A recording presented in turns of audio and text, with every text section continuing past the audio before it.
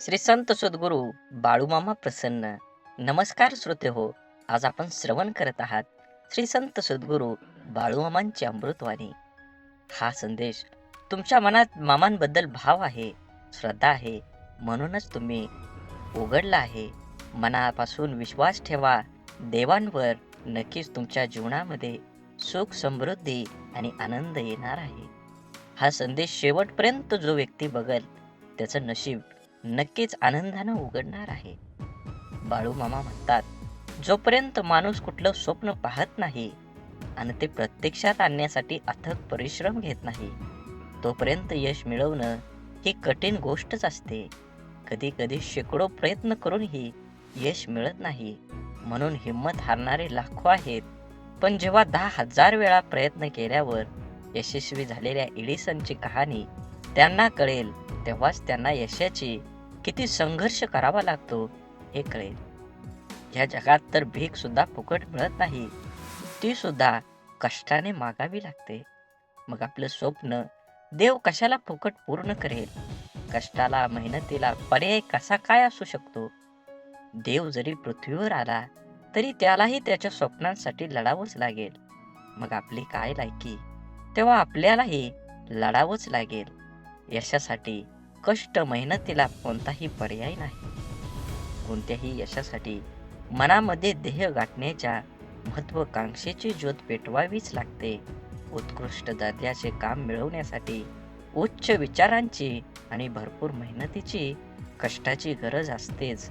तसेच प्रत्येक वेळी आपल्या हाती यश येईलच असं नसतं, पण अपयश आल्याने खचून न जाता पुन्हा त्या चिकाटीनं उभं राहून प्रयत्न करावेच लागतात.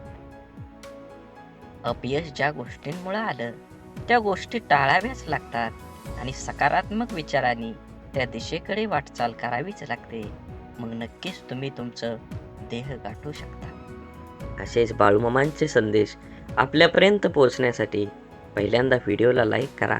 चॅनलवर नवीन असाल तर चॅनलला सबस्क्राईब करून शेजारील बेल आयकॉन नक्की प्रेस करा, जेणेकरून येणारे असेच नवनवीन व्हिडिओ आपल्यापर्यंत पहिल्यांदा पोहोचतील. आणि बाळूमामांच्या नावाचा जयघोष करा कमेंटमध्ये. बाळूमामा म्हणतात, आयुष्यात आनंदी क्षणासाठी पैशाने कमवलेल्या वस्तूपेक्षा स्वभावाने कमवलेली माणसं जास्त सुख देतात. स्वभाव पेढ्यासारखा पाहिजे, जो राजवाड्यात जेवढी चव देतो तेवढीच चव झोपडीत पण देतो. ज्याची सुरुवात इमानदारी, स्वकष्ट आणि शून्यापासून होते, त्यांना हारण्याची, घाबरण्याची, ओळख निर्माण करण्याची गरज नाही, भीती नसते. त्या सर्व गोष्टी आपोआप मिळतात. आपल्याला किती लोक ओळखतात याला महत्त्व नाही, तर ते आपल्याला का ओळखतात याला महत्त्व आहे. नसलेल्या गोष्टींपेक्षा असलेल्या गोष्टींचा आनंद घ्या, कारण पूर्ण चंद्रापेक्षा अर्धचंद्र हा अधिक सुंदर असतो. न रुचणाऱ्या गोष्टी सोडून द्यायला शिका, कारण घेतलेला श्वास सोडल्याशिवाय पुढला श्वास घेता येत नाही. मनाच्या दरवाजातून संशयात प्रवेश करतो, त्याच वेळी त्या दरवाजातून प्रेम आणि विश्वास दोघेही बाहेर पडतात. माणूस वाईट नसतोच, माणसावर येणारी परिस्थिती वाईट असते. चांगल्या कर्मानं ती बदलता येते. वाईट परिस्थितीत साथ देणारी माणसं नात्याची असावेत वा नसावेत, ती खरी आपली माणसं असतात. जीवनात वादळ येणं देखील आवश्यक आहे, तेव्हाच तर कळतं हात सोडून पळतं तर कोण हात धरून चालतो. जेव्हा तुम्ही मनावर विजय मिळवता तेव्हा कोणतीही विषय तुमची नजर आणि मार्ग विचलित करू शकत नाही.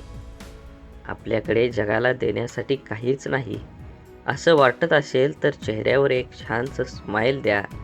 हे छोटंसं हास्य इतर कोणत्याही वस्तूपेक्षा खूपच मौल्यवान आहे. मन आणि छत्रीत एक साम्य आहे. जेव्हा त्या उघडलेल्या असतात तेव्हा त्या उपयोगीच्या होतात, नाहीतर एरवी ओझंच वाढवतात. म्हणून आयुष्य आनंदाने जगलं पाहिजे. आयुष्यामध्ये अथक परिश्रम करून आपलं ध्येय गाठलं पाहिजे. चांगलं कर्म केलं तरच आपल्याला चांगलं फळ मिळणार आहे. आयुष्य अत्यंत मर्यादित आहे आणि जीवनाचा जेव्हा शेवट होईल तेव्हा इथली कोणतीच गोष्ट आपल्याला सोबत नेता येणार नाही. मग जीवनात खूप काटकसर कशासाठी करायची? आवश्यक तो खर्च केलाच पाहिजे. ज्या गोष्टीतून आपणास आनंद मिळतो त्या गोष्टी केल्याच पाहिजेत. आपण गेल्यानंतर पुढं काय होणार याची मुळीच चिंता करू नका. कारण आपला देह जेव्हा मातीत मिसळून जाईल तेव्हा कोणी आपलं कौतुक केलं, काय टीका केली, काय फरक पडतो? जीवनाचा आणि स्वकष्टाने मिळवलेल्या पैशाचा आनंद घेण्याची वेळ निघून गेलेली असेल. तुमच्या मुलांची खूप काळजी करू नका. त्यांना स्वतःचा मार्ग निवडू द्या. स्वतःचं भविष्य घडवू द्या. त्यांच्या इच्छा, आकांक्षा आणि स्वप्नांचे तुम्ही गुलाम होऊ नका. मुलांवर प्रेम करा. त्यांची काळजी घ्या. त्यांना भेटवस्तू द्या. मात्र काही खर्च स्वतःवर, स्वतःच्या आवडीनिवडीवर नक्कीच करा. जन्मापासून मृत्यूपर्यंत नुसतं राबणं म्हणजे आयुष्य नाही, हे देखील लक्षात ठेवा. तुम्ही 50शीत आहात. आरोग्याची हेळसांड करून पैसे कमवण्याचे दिवस आता संपलेले आहेत. पुढील काळात पैसे मोजून सुद्धा चांगलं आरोग्य मिळणार नाही. या वयात प्रत्येकापुढे 2 महत्त्वाचे प्रश्न असतात. पैसा कमवणं कधी थांबवायचं आणि किती पैसा आपल्याला पुरेल? तुमच्याकडे शेकडो, हजारो एकर सुपीक शेतजमीन असली तरी तुम्हाला दररोज किती अन्नधान्य लागतं? तुमच्याकडे अनेक घरं असतील पण रात्री झोपण्यासाठी एक खोली पुरेशी असते.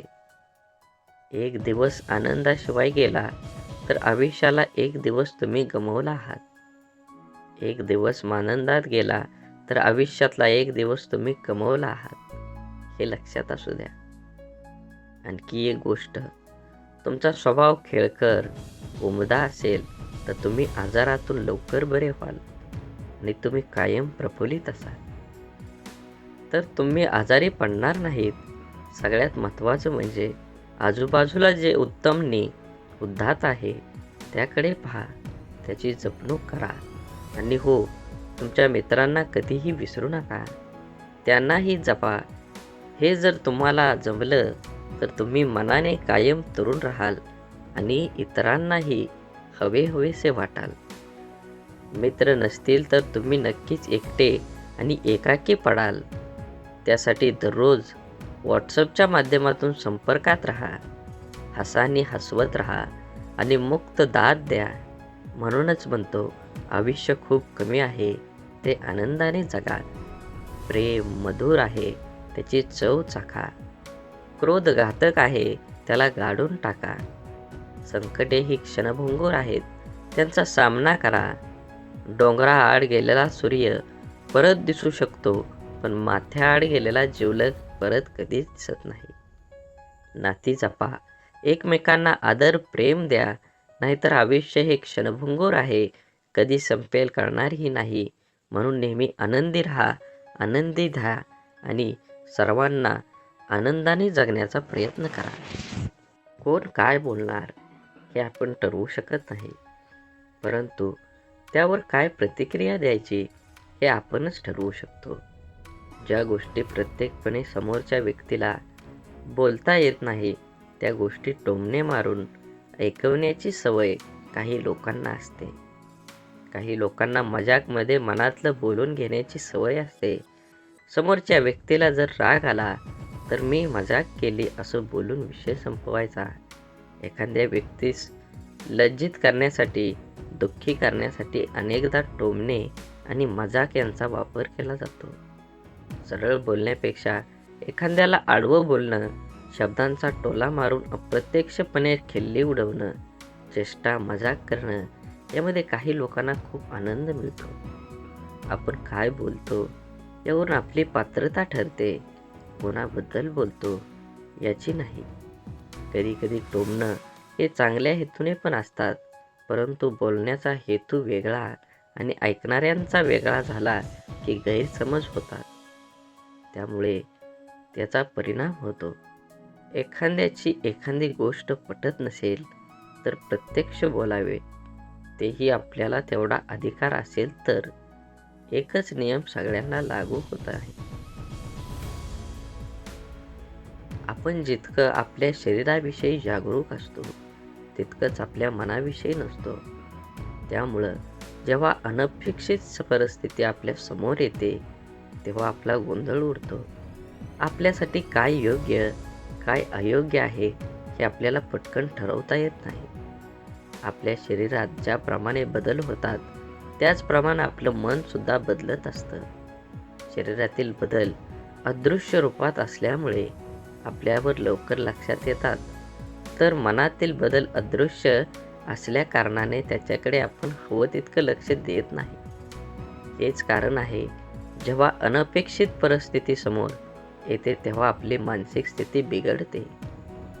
वेळ लागल्यावरच मनाची आठवण होते तोपर्यंत शरीराच्या एका कोपऱ्यात आपण त्याला बंद करून ठेवतो.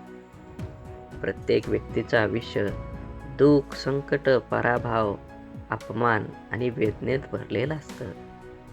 परंतु ज्याने आपल्या मनाला समजून घेतलं त्या व्यक्तीचं जीवन अपयश, अपमान, दुःखाने भरलेलं असूनही त्यांना आनंदी, शांत जीवन जगता येतं. आपल्या संपूर्ण जीवनावर जी गोष्ट हुकूमत गाजवते ती म्हणजे मन. संपूर्ण शरीरावर, इंद्रियावर, एकंदरीत आपल्या संपूर्ण जीवनावर राज्य करणारा राजा माणूस कोण असेल तर ते आपलं मन आहे. मनाच्या शक्तीच्या जोरावर माणूस चंद्रावर आपलं पहिलं पाऊल टाकू शकतो. ज्याला आपलं मन सांभाळता आलं नाही तो आयुष्यात हार मानून आत्महत्या करून आपलं जीवन संपूर्ण हे जग सोडून जातो. ज्याच्यावर ताबा मिळवणं कठीण ते मन, पण सरावाने, निश्चयाने आणि ध्यानाने मनावर ताबा मिळवला तर जीवनात इच्छित गोष्टी, यश, आनंद हवं ते मिळवून देणारं सुद्धा मनच आहे. मन चंचल आहे, पण रोजच्या सरावाने ते हळूहळू शांत व्हायला लागतं. प्रत्येक गोष्टीचं मूळ मन आहे. मनाला समजून घेतलं तर जीवनाचे वटवृक्षात रूपांतर होईल. शांत, स्वस्थ, आनंदी जीवन जगण्यासाठी शरीराचा घाम आणि मनाचा मळ रोज निघाला पाहिजे. जीवनात मन आणि मित्राची भूमिका ही आरशासारखी असावी. आपल्या रोजच्या जीवनात अत्यंत छोटीशी पण खूप उपयोगाची वस्तू म्हणजे आरसा, ज्यात आपण आपलं प्रतिबिंब बघत असतो. जसं आपण आपलं बाह्य शरीर, रूप, वेशभूषा, केशभूषा बघण्यासाठी आरसा बघतो, तसंच आपल्या अंतर्मनात खरं स्वरूप बघण्यासाठी मनाचा आरसा असावा. परंतु कधी कधी आपलं मनही एखाद्या गोष्टीबद्दल निर्णय घेताना गोंधळून जातं. एक मन म्हणतं एखादी गोष्ट करू योग्य आहे तर दुसरं मन म्हणतं नको करू. तेव्हा आपल्याला एक चांगला मित्र, मैत्रीण काय योग्य काय वाईट निर्णय घेण्यास मदत करू शकते. म्हणून म्हणतात ना, एक चांगला मित्र हा आरशासारखा असतो. आरशात आपण बाह्य रूप बनवतो आणि आपलं खरं अंतर्रूप, गुण अवगुण एक चांगला मित्र आपल्याला दाखवतो. आरशासारखा मित्र आपला आत्मविश्वास वाढवून आपल्यात सकारात्मक ऊर्जा निर्माण करतो. पहाटेच्या शांततेत शरीराचे डोळे मिटून अंतर्मनाचे डोळे उघडले तर आपल्या मनाच्या आरशात आपण आपलं स्वतःचं प्रतिबिंब बघू शकतो. शांत, स्वस्थ, आनंदी जीवन जगण्यासाठी शरीराचा घाम आणि मनाचा मळ रोजच निघाला पाहिजे. आधार आणि उधार दोघांनाही धार असते, जी वेळ आल्यावर गळा कापू शकते. म्हणून जीवनात आधार शोधण्यापेक्षा आत्मविश्वास दृढ केला पाहिजे. आपल्या शरीराच्या पाठीचा कणा कमजोर झाला की नीट उभं राहता येत नाही. त्याचप्रमाणे आत्मविश्वास आपल्या मनाचा कणा आहे. तो कमजोर झाला की जीवनात यश मिळवता येत नाही. नुकते जन्मलेले गायीचे वासरू काही मिनिटात उभं राहायला शिकतं.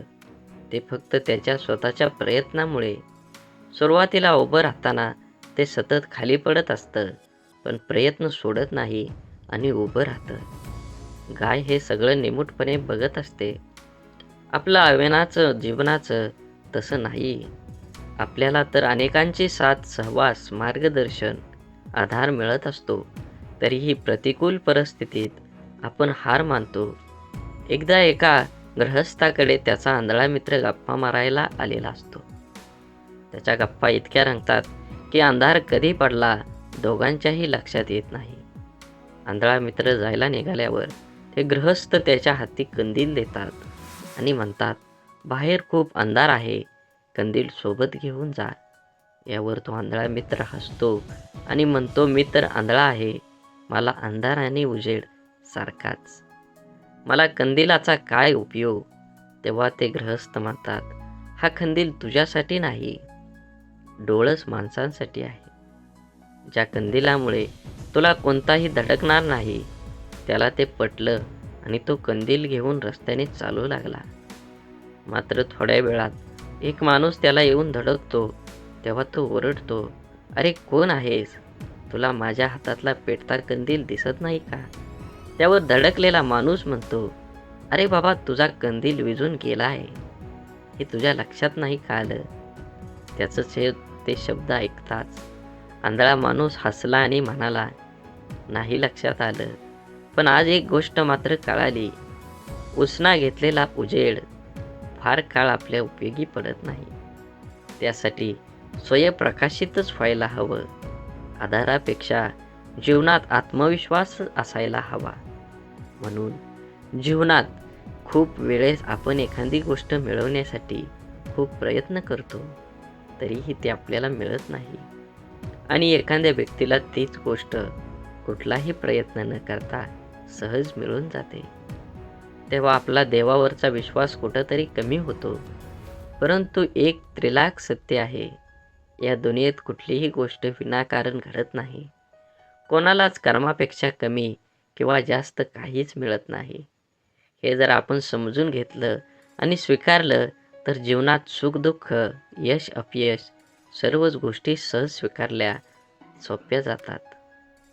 आज आपण जे काही आहोत ते आपण भूतकाळात केलेल्या कर्माने आहोत आणि आज वर्तमानात जे कर्म आपण करू हेच भविष्यात समोर येणार आहे. आयुष्यात काही गोष्टी आपल्या हातात असतात तर काही गोष्टी नसतात. ज्या गोष्टी आपल्या हातात नाहीत त्याबद्दल आपण काहीच करू शकत नाही. त्यामुळे आपण आपल्या हातात असणाऱ्या गोष्टींवर लक्ष दिले पाहिजे. नकारात्मक विचारांना आपल्यामध्ये येण्याची परवानगी देण्यापेक्षा शक्य असेल तेवढं त्यांच्याकडे दुर्लक्ष करणं हेच योग्य आहे. आयुष्य सोपंच आहे, आपण खूप अवघड पद्धतीने जगतो. आपल्या जीवनात जे आवडतं, जे हवं असतं ते मिळालं नाही की आपल्याला जगणं निरर्थक वाटतं आणि आयुष्य कठीण आहे असं वाटायला लागतं. आपल्याला जीवनात जे पाहिजे ते सर्व काही मिळू शकतं. त्यासाठी अट एकच असते, हवी ती गोष्ट मिळवण्यासाठी आपली स्वतःची तेवढी पात्रता असावी लागते. जीवनात फुकट काहीच मिळत नाही. हे हवं असतं याच्या मोबदल्यात त्याची योग्य किंमतच द्यावी लागते. आपली जेवढी योग्यता, पात्रता असते तेवढीच गोष्ट आपल्याला मिळते. नशिबाने काही वेळेस कोणतीही कष्ट न करता आपल्याला जीवनात चांगल्या गोष्टी मिळतातही. पण आपण जर स्वतःला त्या लायक बनवू शकलो नाही तर त्या गोष्टी आपल्या जीवनात राहत नाहीत. चांगलं वागण्याच्या, चांगलं दाखवण्याच्या मुखवटा जास्त काळ धारण करता येत नाही. आपण जसे आहोत तसे जगात दाखवत नाही, म्हणून आपल्याला जगताना अनेक अडचणी येतात आणि आयुष्य कठीण असं वाटायला लागतं. आपल्या वागण्या बोलण्यात सहजता असली की आयुष्यात चांगल्या गोष्टी मिळतात आणि जगणं सहज सुंदर होतं. आयुष्य सोपं आहे, फक्त जगण्याचे नियम जाणून घेतले पाहिजेत. समोरच्या व्यक्तीला समजून घेण्याचा सामर्थ्य आपल्यामध्ये असेल तर कोणीच आपल्यासोबत कधीच खोटं बोलणार नाही. एखादी व्यक्ती जेव्हा आपल्यासोबत खोटं बोलते तेव्हा चूक कोणाची कधी विचार केलाय? ती व्यक्ती आपल्यासोबत का खोटं बोलते याचा विचार आपण कधी करतो का? नातं कोणतंही असो, मैत्रीचं, प्रेमाचं वा रक्ताचं, जर कोणी आपल्यासोबत खोटं बोलत असेल तर याचा अर्थ आपण सत्य स्वीकारण्या इतकं सामर्थ्य नाही. त्या व्यक्तीला आपल्याला दुखवायचं किंवा गमवायचं नसतं, म्हणून ती व्यक्ती आपल्यासोबत आपल्या मनासारखं वागत असते. आपल्याला जे आवडत तेच करणं किंवा वेगळं काही केलं तर खोटं बोलून लपवणं, या आणि अशा अनेक गोष्टी ती व्यक्ती आपल्यासाठी करत असते. एक व्यक्ती किती जणांच्या मनासारखं वागू शकते? ज्या दिवशी आपण समोरची व्यक्ती जशी आहे तशी स्वीकारू, तिच्यावर आपल्या अपेक्षेचं ओझं लादणार नाही, त्या दिवशीपासून ती व्यक्ती आपल्यासोबत कधीच खोटं बोलणार नाही. एखादी गोष्ट चुकली असेल तर आपल्याला चूक आणि बरोबर काय यातला फरक प्रेमाने समजून घेऊन त्या व्यक्तीला निदर्शनात आणून दिला पाहिजे. ह्यानं होतं काय, तर गैरसमज दूर होतील. आपण सोप्या गोष्टी अवघड पद्धतीनं करतो, म्हणून सोपं असलेलं आयुष्य आपल्याला कठीण वाटतं. जास्त प्रयत्न, जास्त परिणाम हे समीकरण आपण डोक्यात पक्कं करून ठेवलेलं आहे. पण एखादं ठराविक काम, गोष्ट करण्याची आपली क्षमता किती आहे याचा आपण विचार करत नाही. एखादी गोष्ट मिळवण्यासाठी, पूर्ण करण्यासाठी आपण झपाट्याने कामाला लागतो आणि थोड्याच दिवसात ती सोडून देऊन तोंडावर पडतो. असं का होतं हेही आपल्याला कळत असतं, कळतंय पण वळत नाही, अशी आपली अवस्था असते. आपण व्यायामाला सुरुवात केली की 3-4 दिवसच स्वतःला आरशात पाहतो आणि आपल्याला लगेच काहीही फरक जाणवत नाही. काही दिवसात कोणतंही सकारात्मक बदल न दिसल्याने आपल्याला उत्साह कमी होतो आणि व्यायाम न करण्याचा विचार मनात डोकावतो. आपण कमी वेळेत जास्त प्रयत्न करून जास्त मिळवण्याचा प्रयत्न करतो. यात आपली शारीरिक आणि मानसिक शक्ती दोन्हीही लवकर संपतात. कारण आवश्यक तेवढी आपली क्षमता विकसित झालेली नसते. शक्ती संपली की उत्साह कमी होऊन आपल्याला व्यायाम करण्याचा कंटाळा येतो आणि आपण व्यायाम करणं सोडून देतो. इच्छित सकारात्मक परिणामांसाठी कमी वेळेत जास्त प्रयत्न करण्यापेक्षा कमी पण सातत्यपूर्ण प्रयत्नांची गरज असते. वर्षभर अभ्यास करायचा नाही आणि परीक्षा जवळ आली की दिवस रात्र अभ्यास करायचा, अशा सवयीने परीक्षेत यश तर मिळत नाही, उलट आजारी पडण्याची शक्यता वाढते. इच्छित ध्येय प्राप्त करण्यासाठी दररोज थोडं थोडं स्वतःवर काम करण्यास सुरुवात केली की आपली शारीरिक, मानसिक शक्ती विकसित होण्यास सुरुवात होते. म्हणून निर्णय घेताना आपल्या नजरेसमोर अंतिम उद्दिष्ट काय आहे हे खूप महत्त्वाचं आहे. काय करावं, काय करू नये अशी स्थिती एकदा निर्णय घेताना आपल्या मनाशी होते. खूप वेळा मनाचा निर्णय झालेला असतो, फक्त तो प्रत्यक्ष कृतीत आणण्यासाठी क्षमता तेवढी आपल्यात नसते.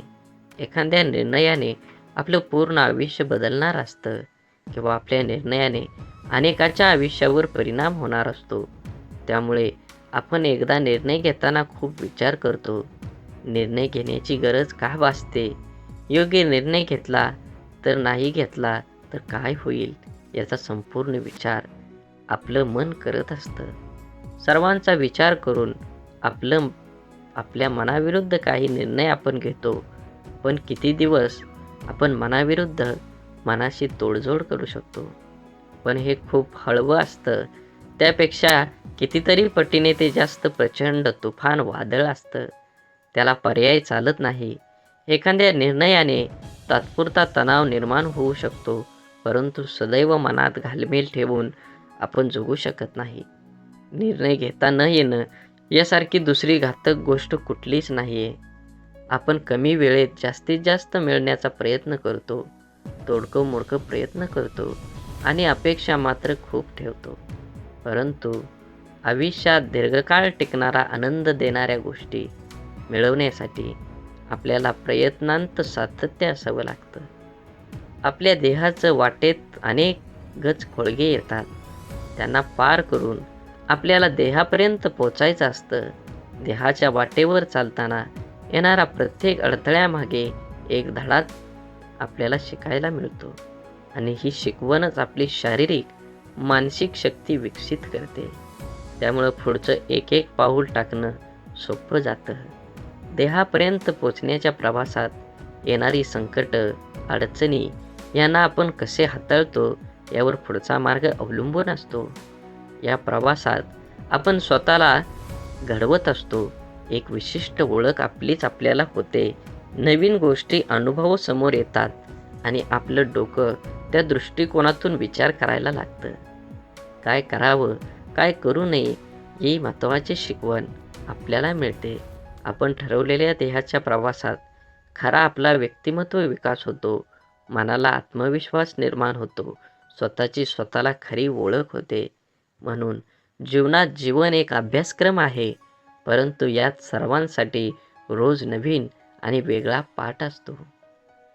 मग आपण इतरांचाच बघून जगत राहिलो तर जीवनात पास होणार आहोत का? कितीही विचारी अभ्यासू व्यक्ती असली तरी कधी ना कधी कुठे ना कुठे चुका होतच असतात.